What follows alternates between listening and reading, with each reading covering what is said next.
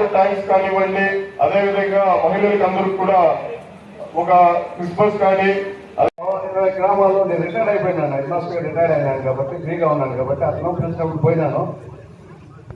Councillor స్వరూపారాయణ గారికి మరియు పొన్న మనోహర్ రెడ్డికి మరియు కటమంచి పెద్దలకి, ఇక్కడ పుర పెద్దలకి, వైఎస్ఆర్సీపీ కార్యకర్తలకి, యువసేనకు, మహిళలకు అందరికీ వందనాలు. ప్రెస్ కూడా వందనాలు. నేను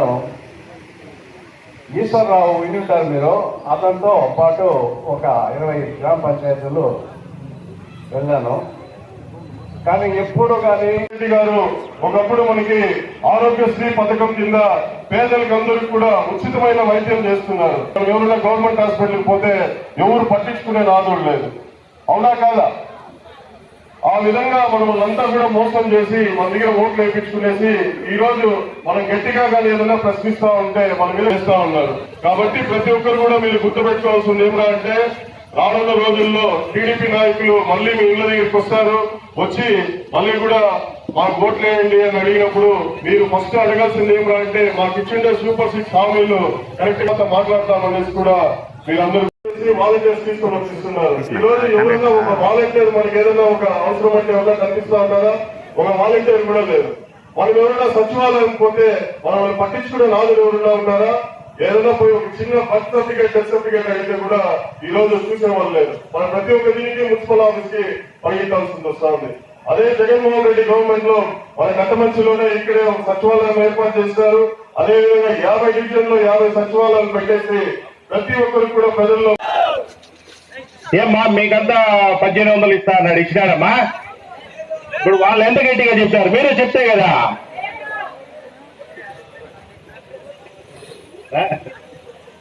అందువల్ల నెక్స్ట్ వచ్చేది మున్సిపల్ ఎలక్షన్. పార్టీ ఏ క్యాండిడేట్ ని పెట్టినా యూత్ ముందుండి వాళ్ళ ఇంట్లో వాళ్ళందరికీ చెప్పి మన పార్టీ ఖచ్చితంగా విజయం సాధించేలాగా తప్పకుండా అందరూ కష్టపడాలని యూత్ ని, ముఖ్యంగా మహిళల్ని వేడుకుంటా ఉన్నాం. ఈ కార్యక్రమం యొక్క విశేషం ఏమంటే, శ్రీకాళింగ్ చంద్రబాబు అనడానికి గతంలో జగన్మోహన్ రెడ్డి గారు పార్టీ పెట్టి తన పార్టీని 3 సంవత్సరాల పాటు ముందుకు తీసుకెళ్లి 2014లో ఎలక్షన్స్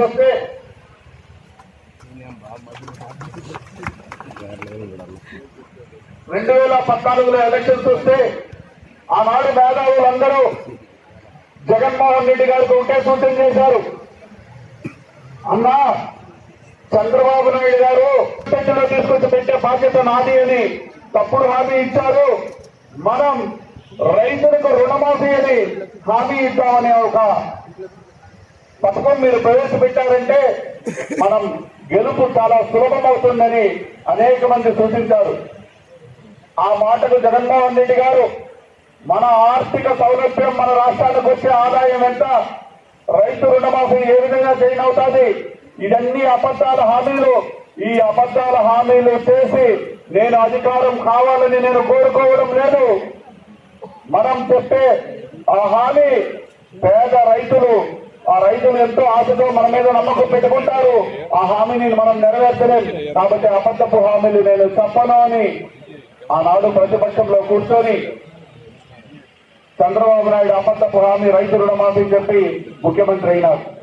దాని తరువాత 2 సంవత్సరాల పాటు ప్రజల్లో మమేకమై పాదయాత్ర చేసి ప్రతి నియోజకవర్గంలో కూడా అనేక మందిని కలిసి ఎవరెవరి కష్టాలు ఏ విధంగా ఉంటాయని తన సుదీర్ఘ పాదయాత్రలో అందరి కష్టాలు గ్రహించారు.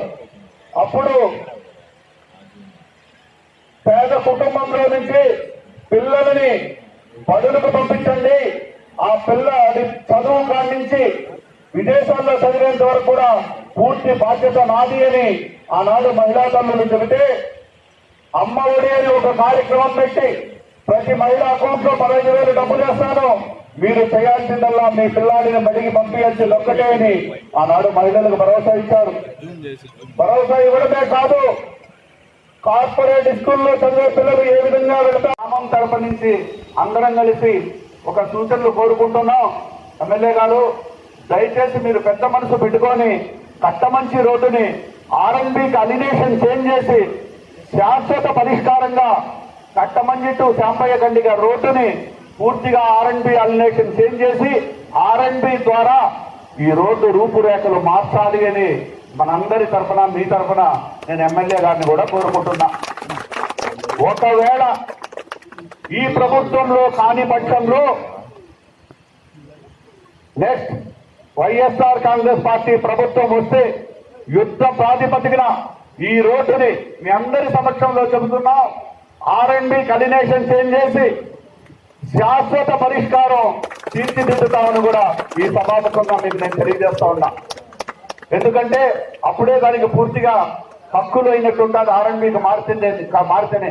కాబట్టి మీరు వీటన్నిటి కూడా గ్రహించి ఇప్పుడు ఎలక్షన్ల కోసం పెట్టిన ప్రోగ్రాం కాదు ఇది.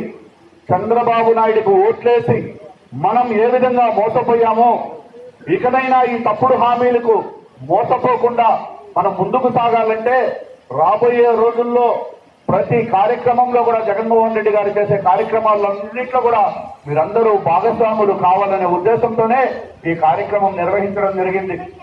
అదేవిధంగా చూస్తే ఆరోగ్యశ్రీ అనేది లేదు. ఆరోగ్యశ్రీకి 25 లక్షల రూపాయల వరకు పేదవాళ్లు కార్పొరేట్ హాస్పిటల్లో వైద్యం చేసుకోవడానికి జగన్మోహన్ రెడ్డి గారు అనేక నెట్వర్క్ హాస్పిటల్స్ కూడా ఎప్పటికప్పుడు వాళ్ళకు బిల్స్ ఇస్తే ఈ రోజు నెట్వర్క్ హాస్పిటల్స్ కు బిల్లులు కట్టకుండా ఆరోగ్యశ్రీ మూతపడిపోయింది. అదేవిధంగా